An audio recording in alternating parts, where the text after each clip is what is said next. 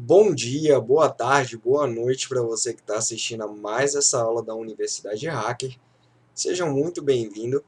Hoje nós vamos aprofundar um pouco mais na linguagem C, né? Então hoje vai ser uma introdução mais formal, né? Porque na aula passada a gente fez uma introduçãozinha ali bem, né? Mais ou menos. Então dessa vez a gente vai fazer uma introdução mais formal e ver mais algumas coisas de continuação da aula da semana passada. Bem, para começar, vamos dar uma olhada na história do C. A linguagem C, ela foi toda desenvolvida para escrever o código-fonte do Unix, né, um sistema operacional aí que deu origem a vários outros, inclusive o Linux. Então, a primeira descrição completa da linguagem foi publicada em 1978 e, basicamente, todo o sistema operacional Unix, todos os programas desenvolvidos para esse sistema operacional, todo o kernel do Linux, bastante coisa do Windows também, né, drivers do Windows, etc. Várias coisas foram desenvolvidas nessa linguagem de programação. E várias outras também, várias outras linguagens de programação vieram baseadas no C. Por exemplo, o C++, o Java, PHP, Python, todas essas linguagens elas vieram, né, do C. Então, C é chamada aí a linguagem mãe, né, porque várias outras linguagens vieram baseadas e a partir do C. E interessante, vários interpretadores, por exemplo, a máquina virtual do Java, o interpretador do Python, o interpretador do PHP, boa parte deles foram feitos em C, né? Então, é uma linguagem realmente que vale muito a pena conhecer, principalmente para nós que pensamos em segurança, né? Então, é muito importante conhecer essa linguagem. Bem, então, por que aprender C? Primeiro, C é uma linguagem altamente usada em todo o mundo. Ela é a segunda linguagem mais popular do mundo, segundo o índice TIOB. E por que, né, ela é tão usada? Bem, em primeiro lugar, ela é uma linguagem fácil de aprender. É uma linguagem estruturada, né? Então, não sei, assim, aí vai da opinião de cada um. Mas eu, pessoalmente, acho mais fácil pensar de modo estruturado, né? E depois a gente vai aprofundar um pouco mais nas diferenças de estruturada e orientada a objeto, né? Mas basicamente, assim, uma linguagem estruturada ela segue uma linha reta, assim, né? Ela vai seguir aquilo que você está escrevendo, né?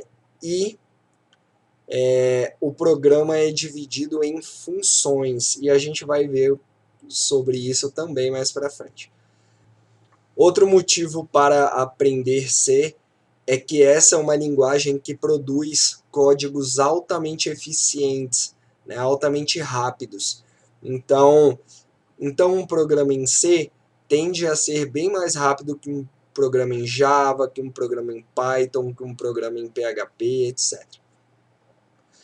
Além disso, C consegue lidar com instruções de baixo nível, né, com atividades de baixo nível. Inclusive, dá para escrever códigos em assembly dentro dos códigos C. A gente vai ver também isso mais para frente.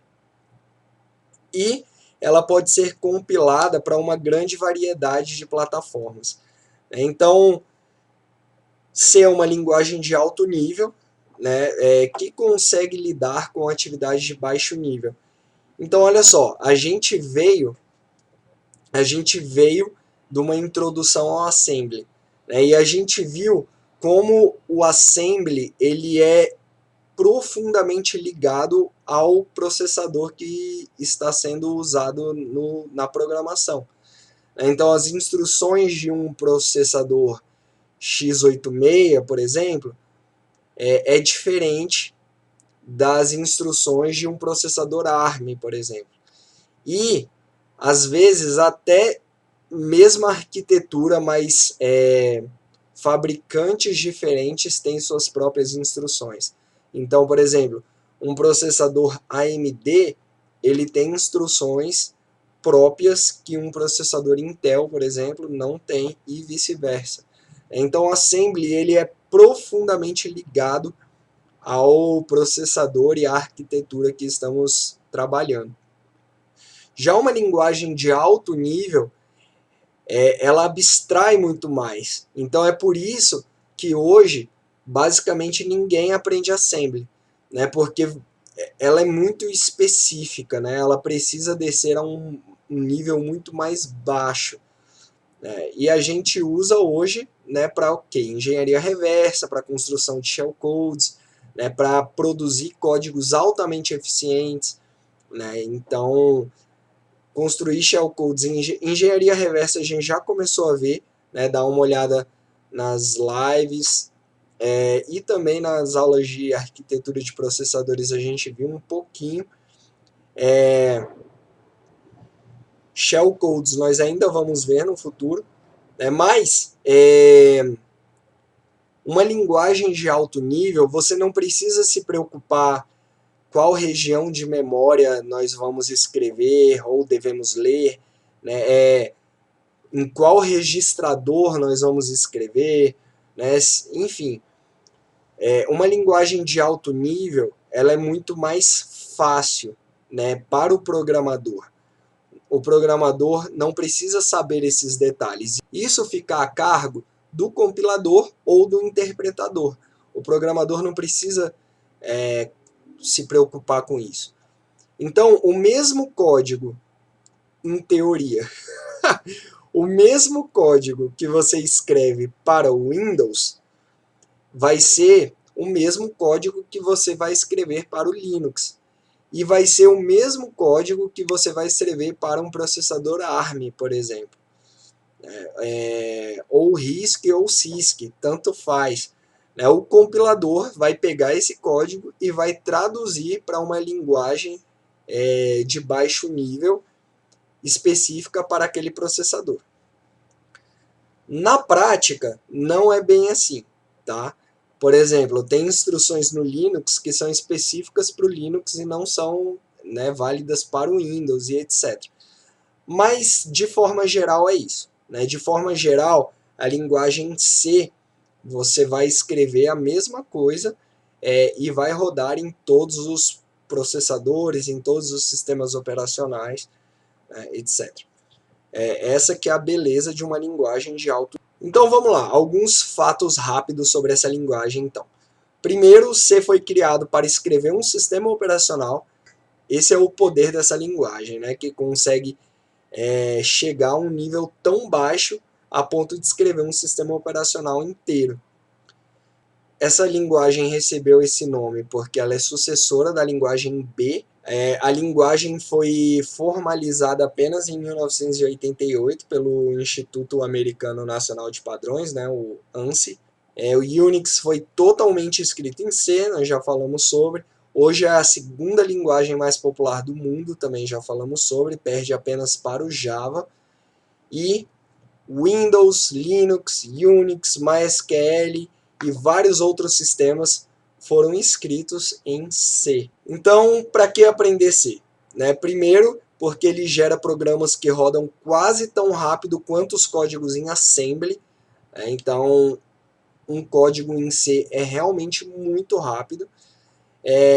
Desenvolver sistemas operacionais, desenvolver compiladores de linguagens e interpretadores, como já falamos, construir editores de textos, por exemplo, o Notepad do Windows, o bloco de notas, ele é todo feito em C.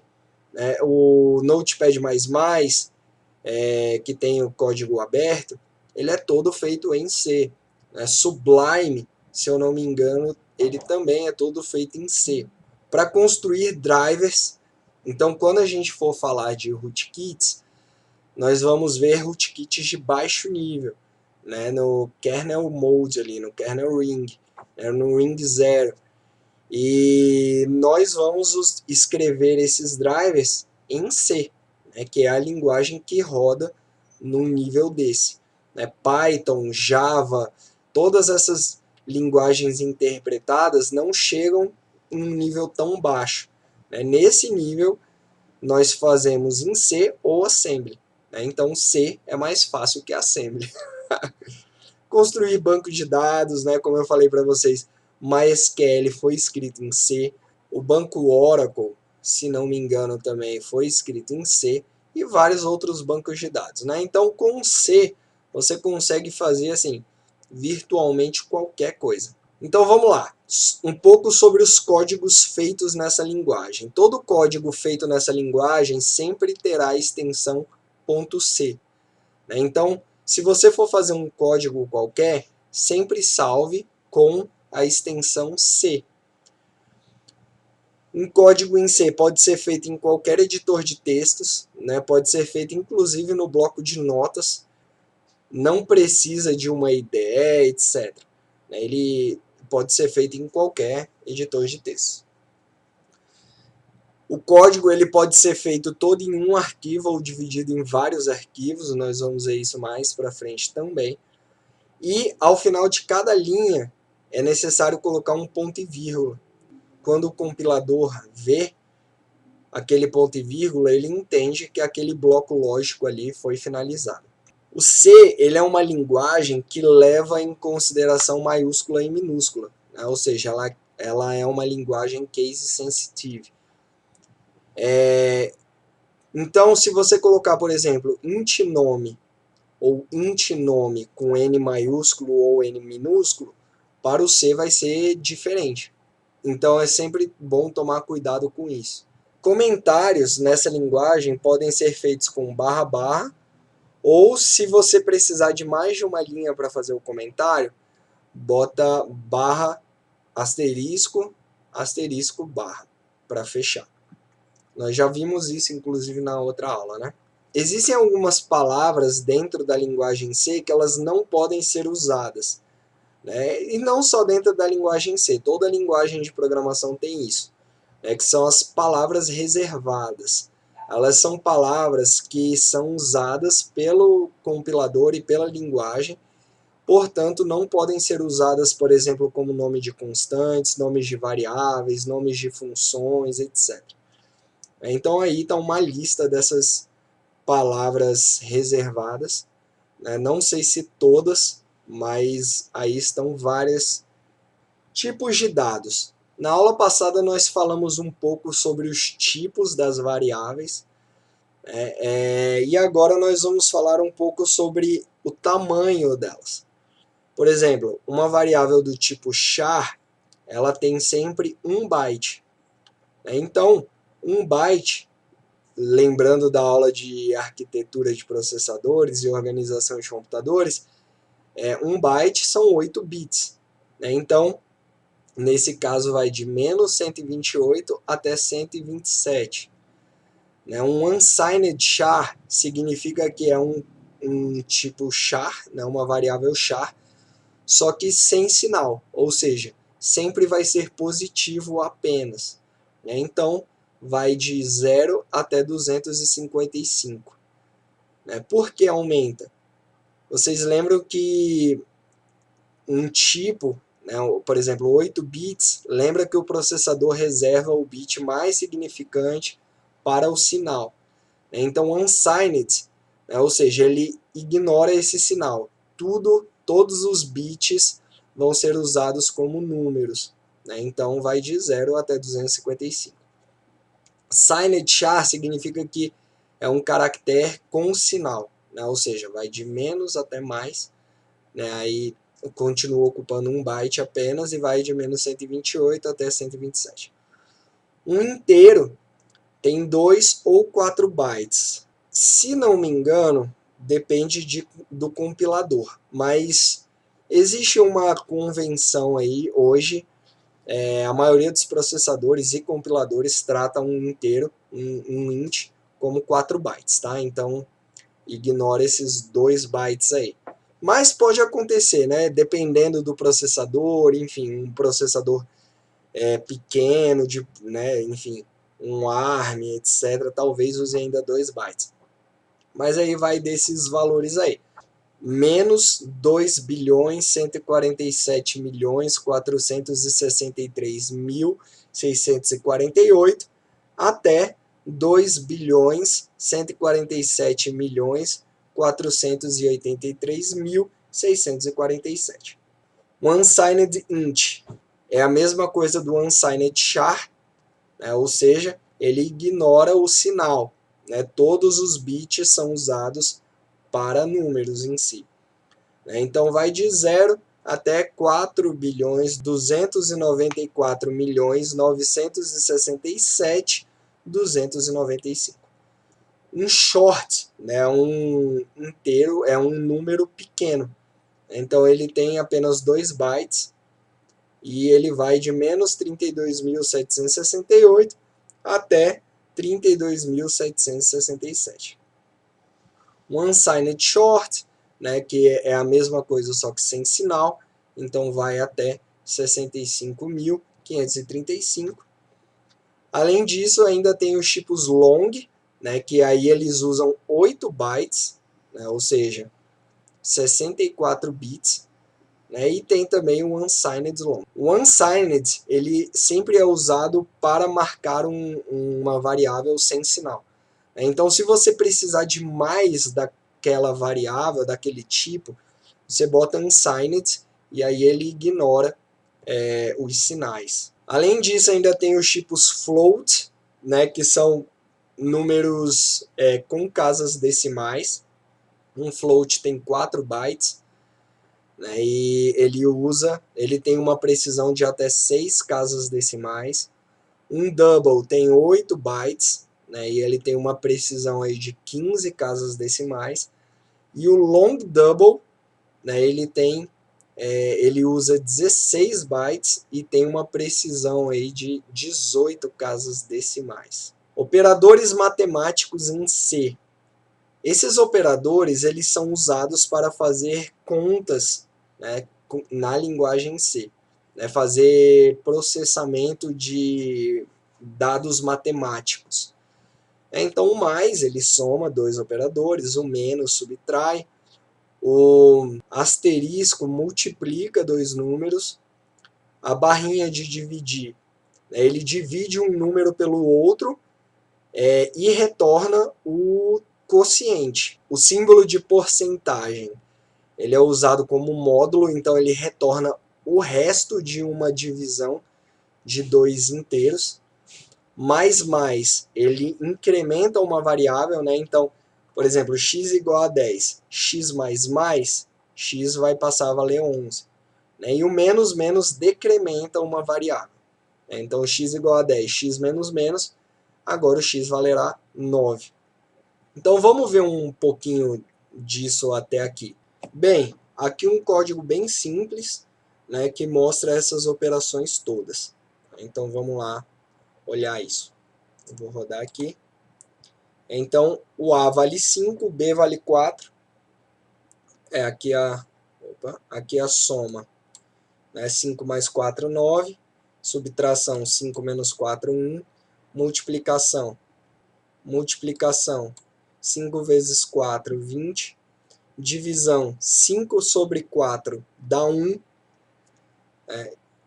O módulo, 5 sobre 4 sobra 1, né, dá resto 1. O incremento, né, ou seja, A valia 5. A mais, e agora quanto vale A? A valia 6 agora, e B valia 4. Eu decrementei, e agora quanto vale B? 3. Outra coisa interessante aqui que eu quero mostrar para vocês, mas se eu quiser, por exemplo, olha só, se eu botar um F aqui, vocês lembram que aí ele vai me mostrar o resultado em float, né? Vamos rodar isso para vocês verem. Ó, a divisão deu erro. Por quê? Porque ele está esperando um valor inteiro. Rafael, eu quero que isso aqui, por exemplo, 5 dividido por 4 seja 1,25, que é o valor aí de 5 dividido por 4. Eu não quero que apareça 1. Como eu faço? Bem, você tem duas formas. A primeira é transformando essas variáveis aqui como float, tornando essas variáveis como float. E aí nós vamos ter que trocar todos os especificadores aqui.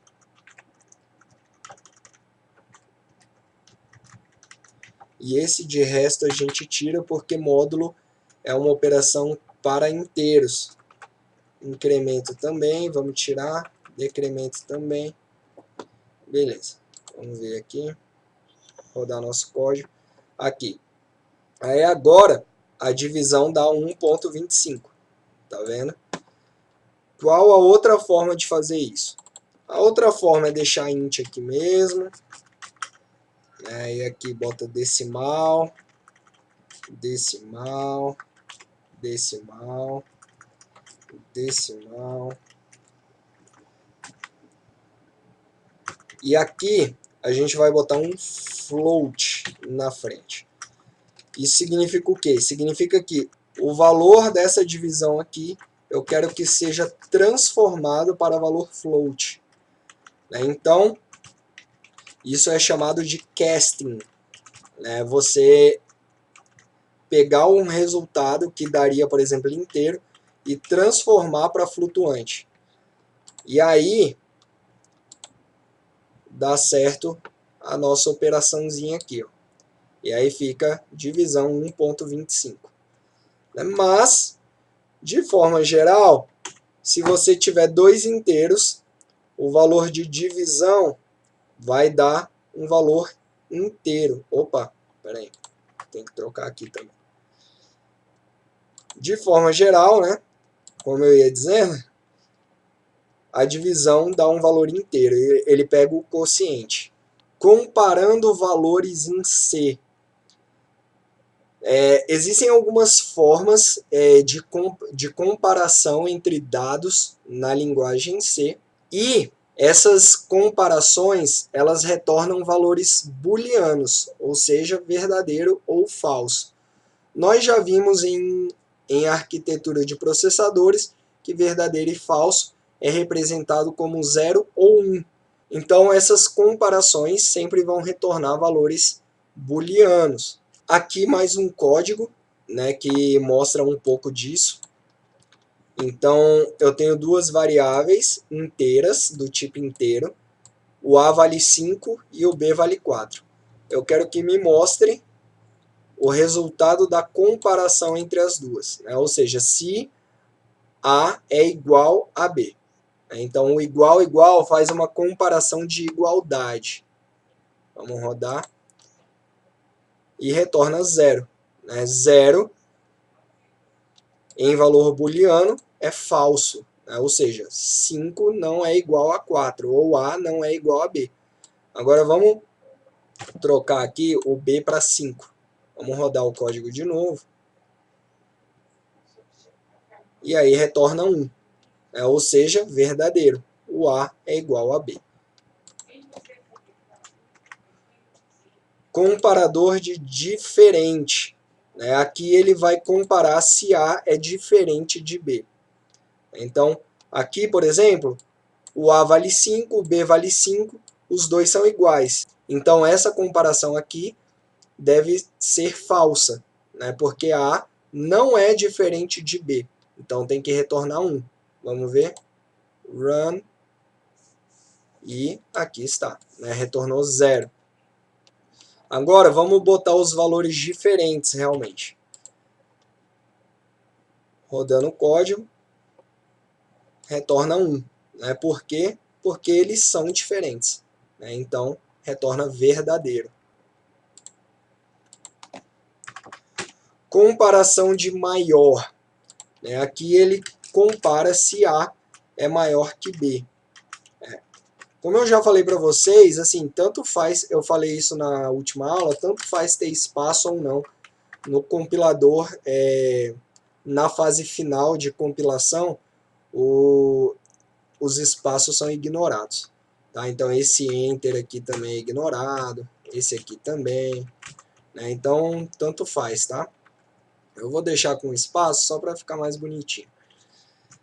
Mas aqui ele vai comparar se A é maior que B. E aqui, nesse caso, né? A é maior que B. Então, vamos ver aqui. E retorna 1, né? Que é verdadeiro. Aqui compara se A é menor que B. Né? Nesse caso aqui, não é. Né? Então, tem que retornar 0 ou falso. Pronto. Maior ou igual. Né? Compara se A é maior ou igual, né, que B. Aqui, a diferença desse aqui é que esse ele compara se um é maior que o outro. Esse aqui compara se é maior ou se é igual. Né? Ou seja, isso aqui só dá falso se a variável da esquerda, né, for menor que a variável da direita. Então aqui, por exemplo, tem que retornar verdadeiro, porque A é maior ou igual que B, né? Ou seja, 1. E, finalmente, menor ou igual. Então, ele compara se A é menor ou igual a B. Nesse caso, ele não é nem menor e nem igual, né? Então, tem que retornar falso. E retornou falso. Operadores lógicos, né? Se vocês lembrarem, a gente viu isso na aula de arquitetura de processadores e organização de computadores. São as instruções lógicas, né? De AND, OR, NOT. Né? Ele compara se duas variáveis, se duas condições são verdadeiras ou não, se pelo menos uma das condições são verdadeiras ou não, e o NOT ele nega, né? O que é verdadeiro vira falso e o que é falso vira verdadeiro.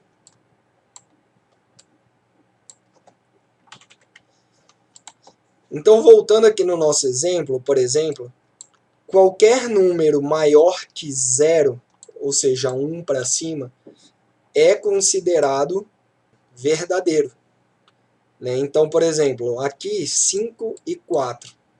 Ele vai verificar verdadeiro e verdadeiro. Lembra lá, qualquer dúvida sobre isso, volta na aula de organização de computadores. A gente fez isso de modo gráfico. Então, talvez fique mais fácil para entender se você tiver alguma dúvida sobre isso. Tá? Mas, verdadeiro e verdadeiro, ele retorna o valor disso que precisa ser 1, ou seja, verdadeiro. A tabela verdade, isso aí. Então, por exemplo, se o B for 0 aqui, né, aí ele vai comparar verdadeiro e falso, né, dá 0. E aí ele tem que retornar 0, porque verdadeiro e falso dá falso. Se os dois forem falsos, falso e falso retorna falso. Então, no E, só retorna verdadeiro se os dois forem verdadeiros.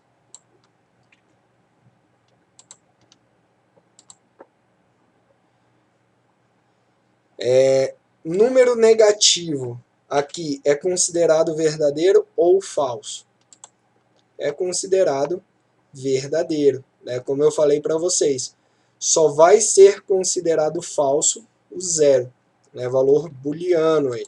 O ou, apenas um deles precisa ser verdadeiro, né? Então 0 e 1 vai dar 1, né? Ou seja, verdadeiro ou 0 ou 1 vai dar 1, né? Porque somente um deles precisa ser 1. Né? Ou seja, verdadeiro ou falso dá verdadeiro. A única forma de o ou dar falso é os dois sendo falsos. E aí dá 0. A negação funciona assim.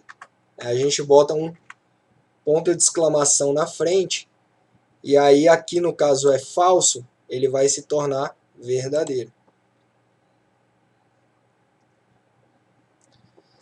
E vice-versa. Né? Se aqui for verdadeiro, olha só, se a gente botar, por exemplo, 6. Né? A negação de 6 é 0. Né? Porque qualquer coisa diferente de 0 é verdadeiro. Né? Negação de verdadeiro é falso. O se, algumas vezes, como nós já vimos na aula passada, algumas vezes nós precisamos fazer comparações, né, e tomar atitudes se determinada condição for verdadeira ou falsa. Nesse caso, a gente usa o if do se. Né? O if, em inglês, é se. Um códigozinho bem simples aqui, né? Então, if A for maior que 3, lembrando, sempre é necessário abrir e fechar com chaves. Então, se o A for maior que 3, eu quero que apareça na tela A é maior que 3.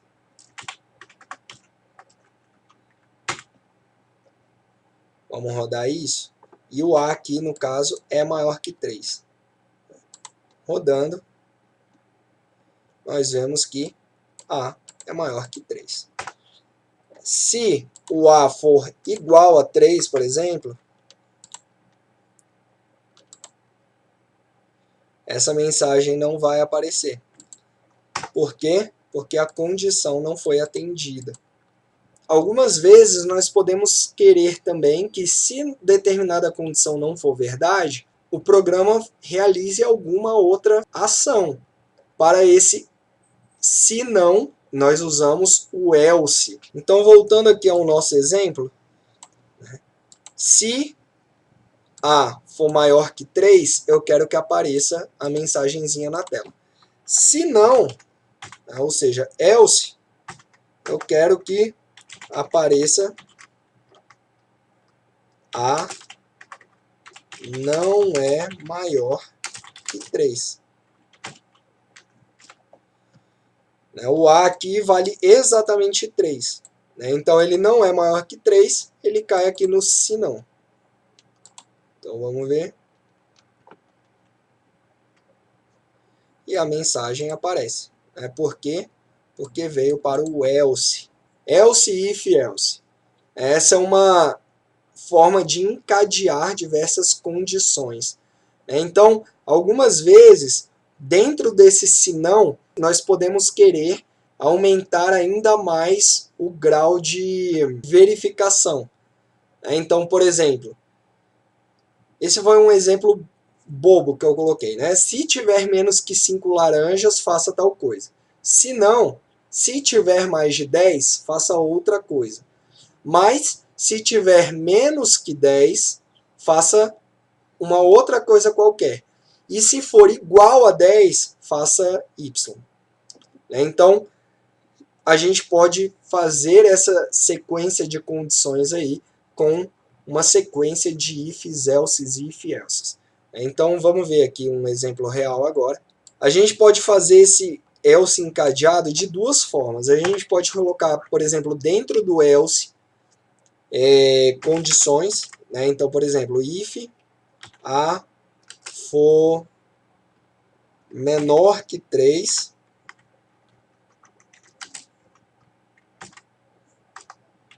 printf A é menor que 3, mas se não, se A for maior que 3, apareça que A é maior que 3. Se não, se A for menor que 3, aparece A é menor que 3. Se não, significa que A é igual a 3. Então, else printf A é igual a 3. Vamos rodar isso. No caso, apareceu que A é igual a 3. Essa é uma forma de fazer o else encadeado. E a outra forma é assim, ó. Else if A for menor que 3. Beleza. Printf A é menor que 3.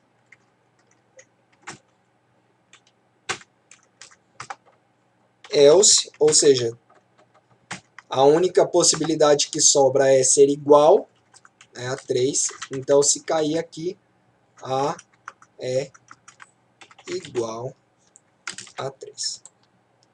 Vamos ver? A é igual a 3. Beleza? Deixa eu ver aqui mais. Por exemplo, vamos botar aqui A maior que 5. Else if A menor que 2. Else, vou botar uma outra condição aqui. Else if A maior que 2 e A menor que 5. Aqui vai pegar todos. Então eu vou botar assim, ó. A maior que 3 e A menor que 5. Então, A está entre 3 e 5. Else if, olha só como a gente está encadeando, tá vendo? Igual a 5. E assim a gente vai fazendo, né? O else if else é isso. A é igual a 5.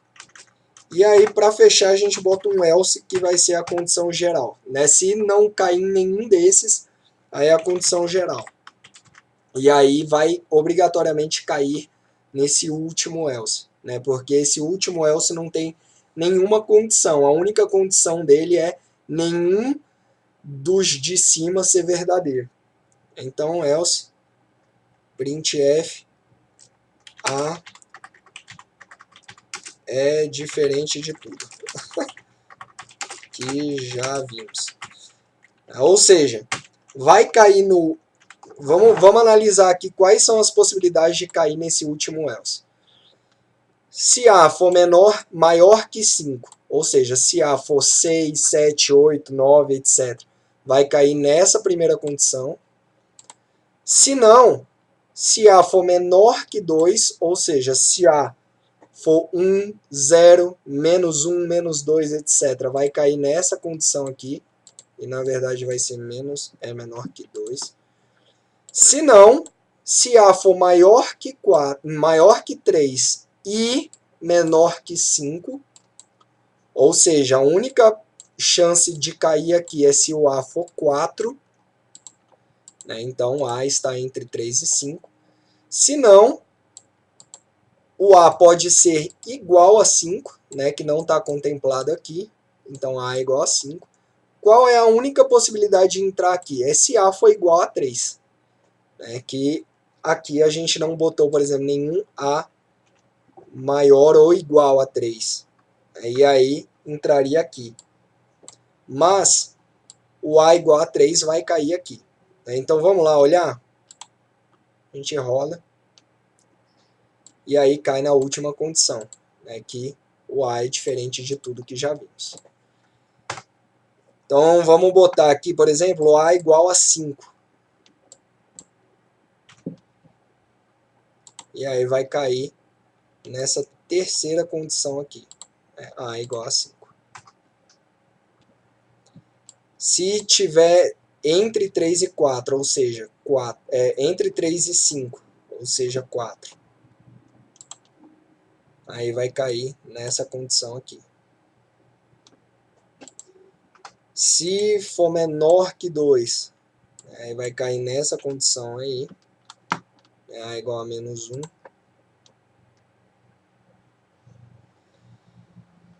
E se for maior que 5, né, vai cair nessa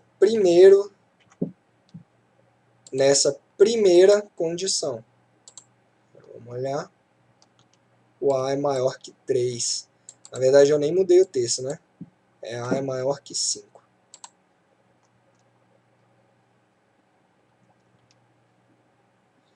Beleza? Então aqui nós vimos os if encadeado, vimos os operadores lógicos, o AND aqui, por exemplo, vimos operadores de comparação, né? Enfim.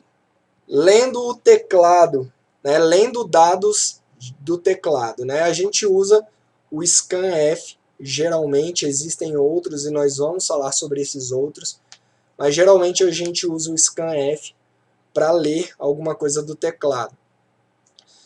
O scanf, assim como o printf, ele tem especificadores do tipo de dado que ele vai ler. Então, por exemplo, um inteiro a gente lê com porcentagem i ou porcentagem d. A diferença do porcentagem d para o porcentagem i, a gente falou sobre ele na aula passada, né, na aula quando a gente falou sobre printf, mas agora a gente vê a diferença dele. O porcentagem i, ele aceita qualquer inteiro, né, seja decimal, seja octal, seja hexadecimal. O porcentagem d, ele só aceita números decimais.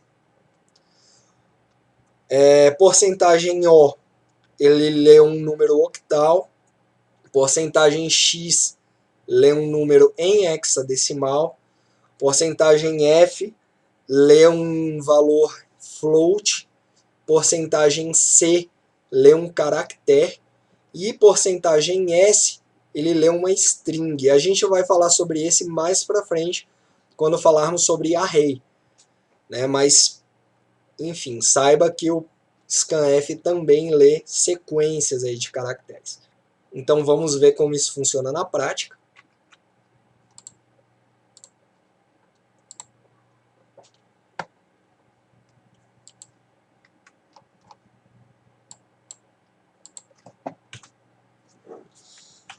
Então aqui eu quero ter um int a aqui, que vai valer 0. Digite um valor inteiro para usarmos no porcentagem. Quando a gente faz assim, 2 porcentagens, o compilador interpreta como um só, tá? Porcentagem. Porque senão, se a gente coloca desse jeito assim, ele vai buscar alguma coisa aqui, entendeu? Tipo A, por exemplo. Mas a gente não quer que isso aconteça. Eu apenas quero que apareça um porcentagem I. Então a gente bota 2 porcentagens. Então eu vou ler esse valor, scanf, porcentagem I. E aí aqui a gente vai botar e comercial e o nome da variável. Quando a gente entrar em ponteiros, a gente vai entender o que é esse e comercial. No momento, apenas aceite. E aí aqui, eu quero que o valor digitado é D. E aí agora vai ficar bem clara a diferença do I para o D para vocês, tá? Vamos lá, vamos compilar isso aqui. Digite um valor inteiro para usarmos no I. Deixa eu botar um espaço aqui.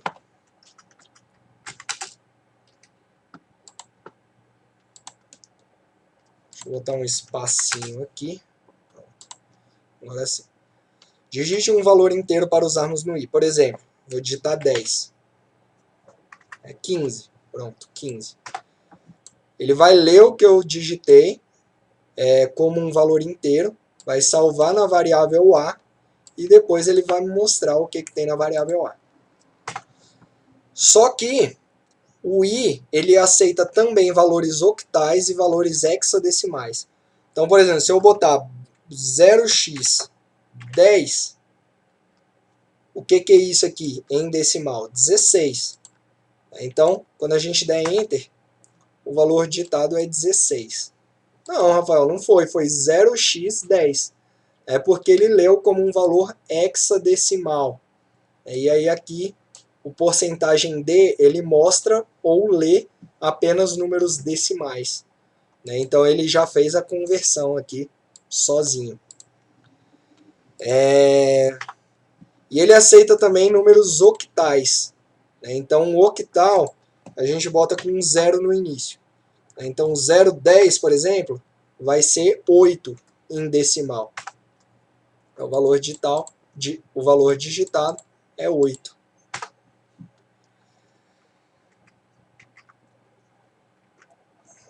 Se a gente botar aqui D, ele só vai ler como decimal. Então vai ser sempre decimal. Então, por exemplo, se a gente tentar botar um 0x10 aqui, por exemplo, ele não aceita. Se a gente botar, por exemplo, 0,10, que seria a leitura do octal lá, ele vai considerar como 10 decimal. Porcentagem O. Aí ele lê como octal. Então eu vou botar o porcentagem D aqui para a gente ver essa conversão. Tá? Então, por exemplo, aqui porcentagem O, eu vou botar 10.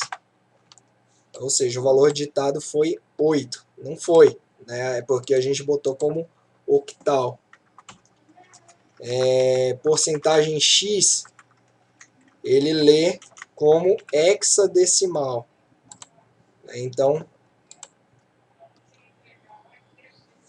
por exemplo, digite um valor inteiro. Então vamos botar aqui, por exemplo, AF. A é 10, 10 vezes 16, 160. O F vale 15, né, em decimal. Então, 160 mais 15, 175. E aí está. Tipo float.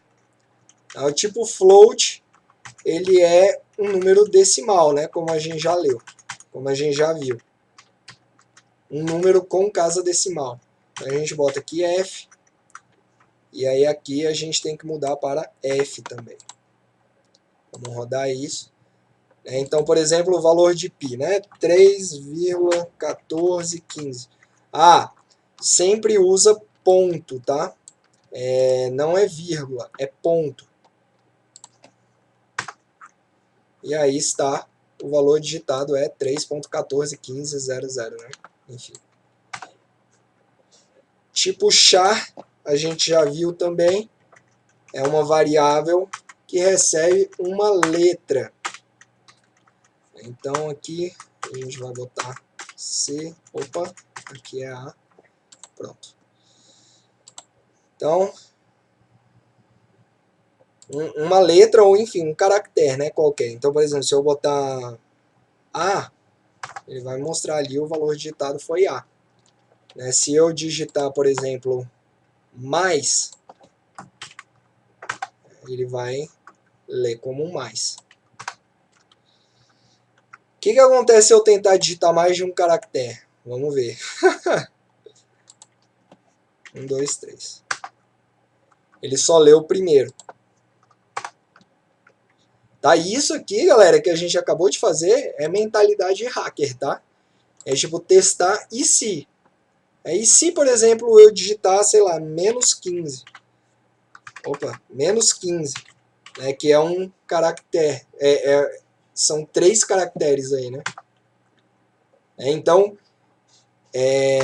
esse e se é o que acompanha o hacker em todo o teste que ele vai fazer. E, finalmente, o tipo string eu não vou mostrar para vocês agora. Tá? A gente vai ver isso depois, quando a gente vê sobre arrays. Bem, galera, é isso. Então, diante disso tudo... mais uma coisinha aqui. Mais uma coisinha para vocês. Então, por exemplo, Digite um valor inteiro. Não, eu vou mudar aqui. Digite um caractere.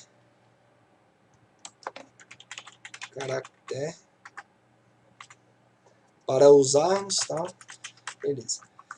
E agora, como que faz comparação com caractere? A gente faz assim, ó. If A, que é o nome da nossa variável, né? Igual, por exemplo, a C. Printf, você digitou C.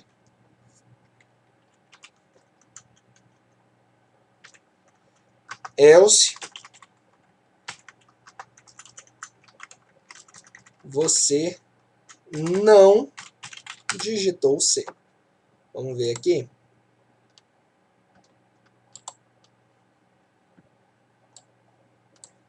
Digite um caractere, por exemplo, A. Você não digitou C. Eu digitei A. Vamos ver se eu digitar C. C. Você digitou C. Então, quando você for comparar assim, uma letra, você bota entre aspas simples, tá? Bem, hoje nós demos uma aprofundada aí na linguagem C, né? Vimos várias coisas. Então, eu deixo para vocês 2 exercícios. O primeiro é um programinha bem simples, né, que o usuário ele vai digitar o valor de 2 números, né, quaisquer, e o programa vai perguntar para ele o que ele quer que seja feito, né? Se uma soma, se uma subtração, se uma multiplicação, se uma divisão ou se uma operação de módulo, né? Ou seja, para retornar o resto. E o programa vai mostrar o resultado da operação que o usuário escolheu. E o segundo exercício é, na verdade, um desafio. Tá? Então, eu não falei para vocês sobre, por exemplo, operações de raiz quadrada, etc. Por isso que é um desafio. Né? Então, vocês vão tentar fazer isso. Pesquisem na internet, né? Tem funções já específicas no C para tirar raiz quadrada. Tá?